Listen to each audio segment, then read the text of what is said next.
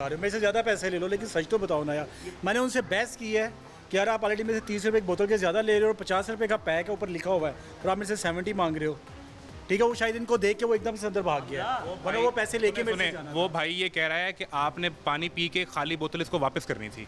मैंने मैं भाई आप पानी पी रहे थे उधर खड़े होके नहीं पी रहे थे। अभी दी है, मैं तो बहस कर रहा हूँ आपसे। ये बता रहा हूँ कि ये नहीं, मैं कह रहा हूँ आपसे क्या कह गया कि 200 रुपये का मैं आपको बकिया देता हूँ, मैं आ रहा हूँ। कुछ नहीं कहा इसने कुछ नहीं कहा मुझे। क्या क्या वापस किया? इससे मैं जब लिए है ना तो ये कहता मैं 30 रुपये और दूँ। मैंने कहा क्यों 30 रुपये और दूँ, 50 रुपये की वो है और आपको मैं ऑलरेडी 60 रुपये ज़्यादा दे रहा हूँ, जबकि 60 रुपये की बोतल है। आप मेरे से 80 रुपीज़ की बोतल चार्ज कर रहे हैं मेरे से। फिर उसने बोला ठीक है आप जाओ जाओ। पीछे क्या करने गया? मुझे नहीं पता, कहा ठीक है आप जाओ जाओ। कुछ कह के? नहीं, मुझे कुछ नहीं, किसी का ठीक है आप जाओ जाओ बस।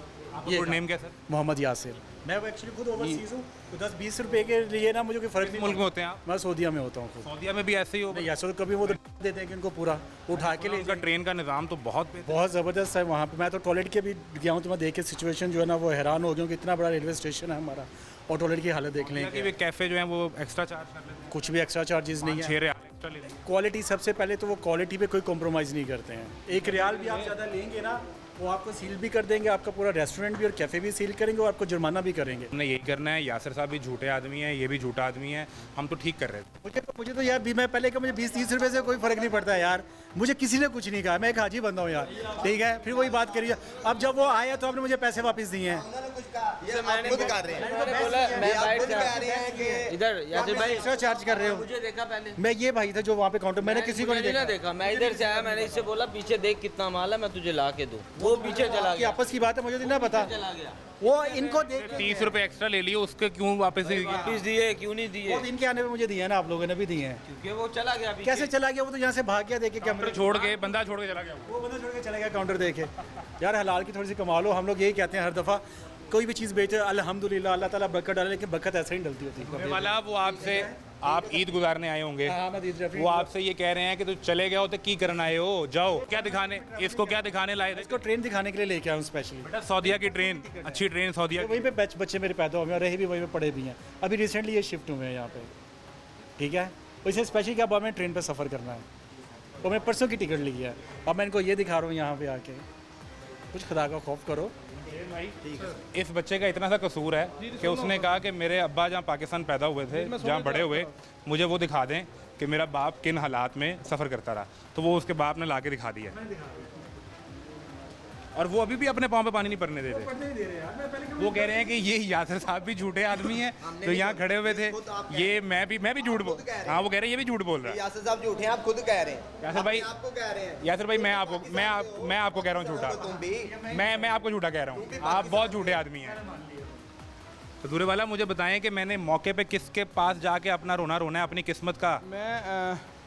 मैं किसके कदमों में जाके बैठ जाऊं कि हजूर मेरे लिए 20 रुपये। सुने मेरी गुजारिश सुने, इस शख्स के लिए 60 रुपये की कोई औकात नहीं है, लेकिन इस बच्चे के जहन में ये ख्याल बैठ गया है कि यहाँ करप्शन होती है। मैं सारी ज़िंदगी लगा लूँ ना तो मैं इसके जहन से ये ख्याल नहीं निकाल सकता। पाकिस्तान में होती कौन सा, इसमें ये रेल में ही हो रही है पूरे पाकिस्तान। आप भी पाकिस्तान में हो हैं? हाँ क्या अब बोल, पाकिस्तान का हमने यही में हो रही है। हम सारे करते हैं। हाँ जी करते आप हैं, भी कर रहे हैं, सब करते हैं, हम भी करते रहना हमने। नहीं क्यों करते रहना? हाँ जी सर जी हम छोड़ देते हैं। छोड़ें यार, एक्सक्यूज़ करें। अब करना क्या है जमशेद भाई, हमें वो भी तो बताएं। मैं ये है कि मैं अपने इख्तियार को यूज़ करते हुए, ये सामने विटनेस है, मैंने 2000 रुपये फ़ाइन कर देता हूँ। बात पॉइंट आउट हो गई ना। अब मैं कंप्लेनेंट भी मौजूद है। जी ऐसा ही है। तो मैं अपने सीनियर्स के जो है डीसी साहब हैं, डीसी साहब फिर जैसे भी हर हाल की फॉलो अप करते हैं। डीसी साहब जो है वो डीएस साहब को फॉलो उन्हें रिपोर्ट करेंगे। तो आप क्या इन्हें फ़ाइन करेंगे? जी सर, मेरा मकसद इनको फ़ाइन करवाना नहीं है, मेरा मकसद इस निज़ाम को किसी तरीके से ठीक करवाना है।